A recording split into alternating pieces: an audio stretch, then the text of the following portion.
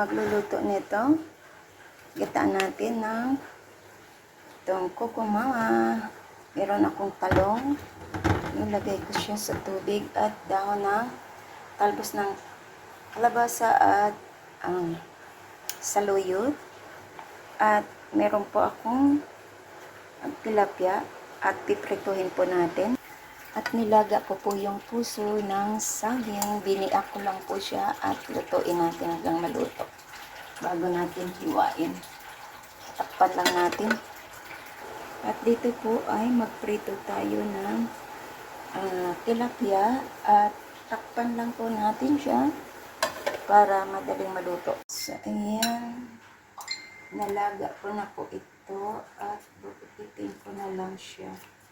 Gamit yung kunting natin.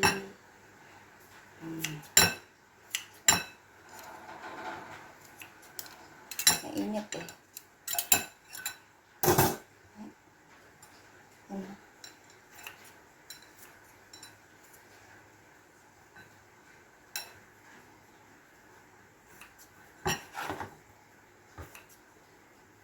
Tapos, pigaan ko na lang siya.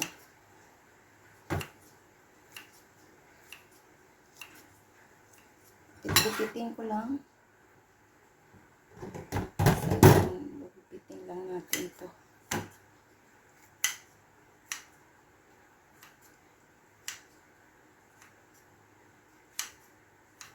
Ito yung kagandahan pag meron kang gunting.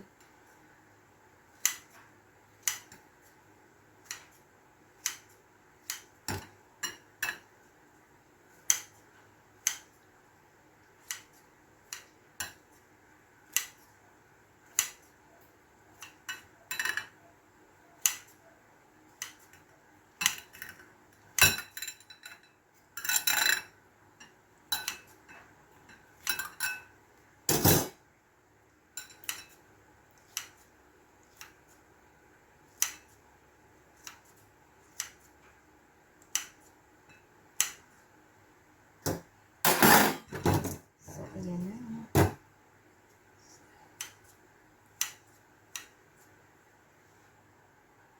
So, ayan ay ating pigaan.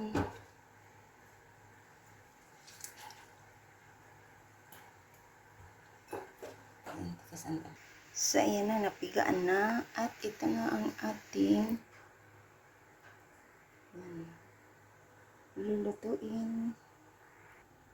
So, naglagay po ako ng mantika at maglagay tayo ng luya. Igisa natin ito.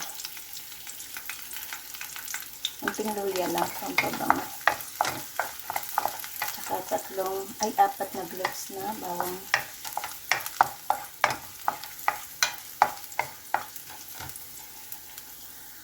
So, ilagay ko yung sibuyas at chili.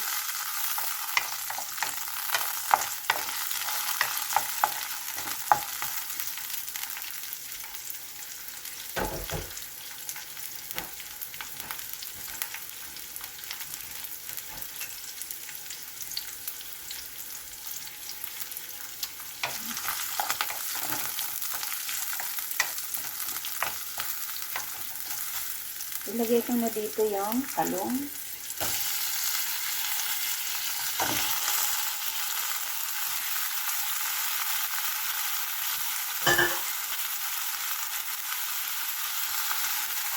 At itong nilaga kong puso ng saging na pinigaan.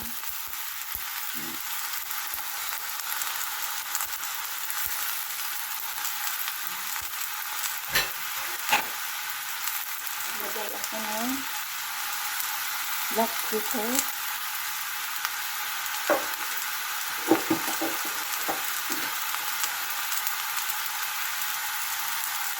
Salt.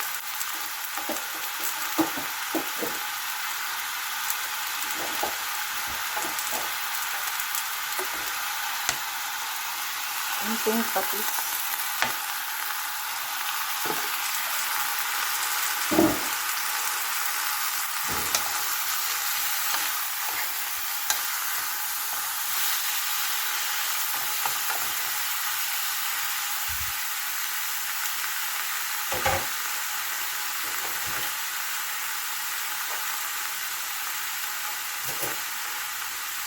maglagay tayo ng gata.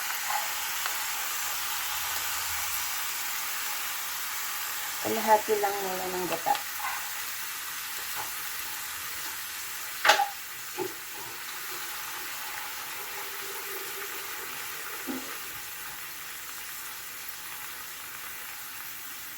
At add tayo ng 2 cups of water. Depende sa dami.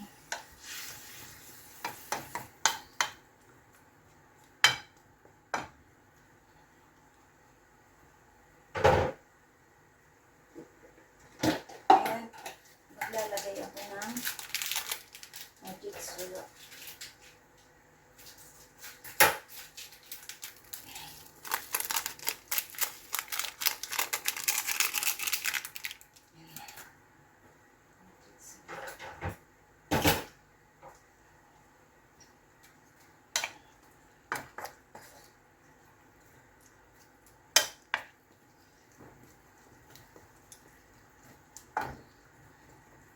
So, dito, takpan natin.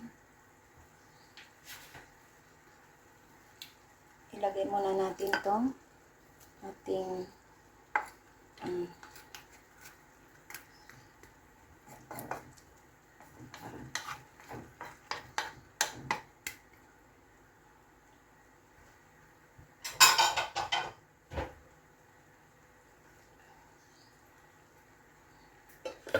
so, takpan natin at pagkulo ilagay natin yung ating dahon.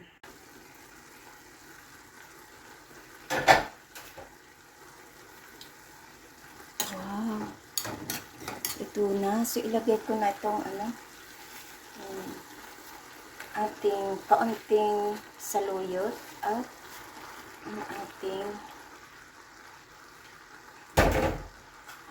talbos ng kalabasa.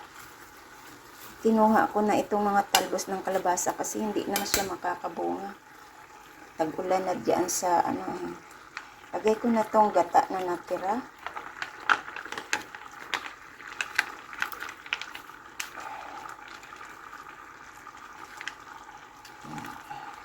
Ayan natin. So,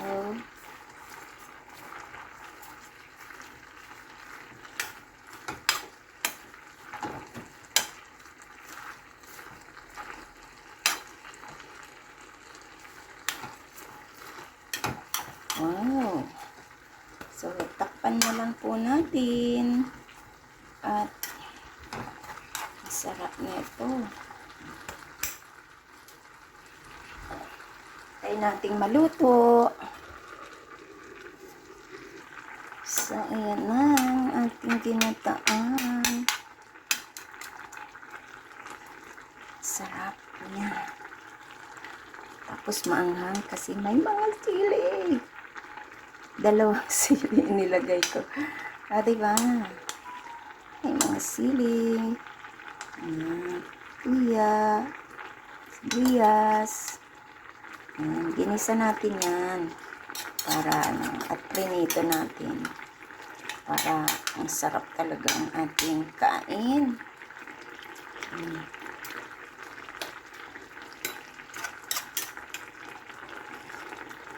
May talong pa. Ang talong galing din yan sa paso. No need na tayong bumili ng. Pero ngayon, mura lang ngayon ang talong. Oo, mura lang ang talong ngayon. Gata-gata din. Paminsan-minsan lang. Paminsan-minsan. Ayan.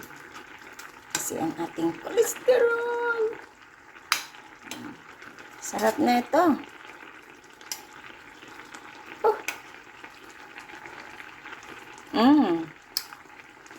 Ang sarap. Lalo, alam mo yung saluyot, napakasarap niya. Malinamnam. Lalo yan sa mga ginataan, masarap talaga siya ilagay. Lalo sa puso ng saging. Paborito ko po yung ginataang puso ng saging. Tapos may kuhol. Bagungon. Ang tawag sa probinsya, bagungon. Nakukuha yan sa palaisdaan. Yan. Tapos, lagyan mo ng saluyot. Sobrang sarap. Bagungon yan. Masarap din. Yan. mga ginataan. Yan, gusto ko talaga. Ilang taon ako sa abroad, yan talaga pagdating ko. Sabi ng nanay ko, anong gusto mong ulam? Puso ng saging with saluyot. Agoy, hanap ang nanay ko.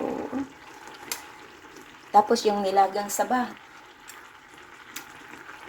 Ayan, ang sarap. Ang sarap niya. So, tapos maanghang. Yan, yan. Ang anghang niya, masarap to. Lalo, sus, dali lang tulunukin. Diba? Shout out nga pala dyan sa mga lumaki sa probinsya na mahilig sa gulay at mga ginataan. Lalo yung mga Bicolano dyan. Yan. Masiram talaga ang mga ginataan, lalo na kung madaming sili. Kaya nga, Uragon. Joke lang. Ngayon, Bicol region ako kasi Masbate ako. Yan. Ang bababait ang mga Bicol. Depende yan sa tao na kung paano mo, on how you will treat them. Ayan. Ang sarap po.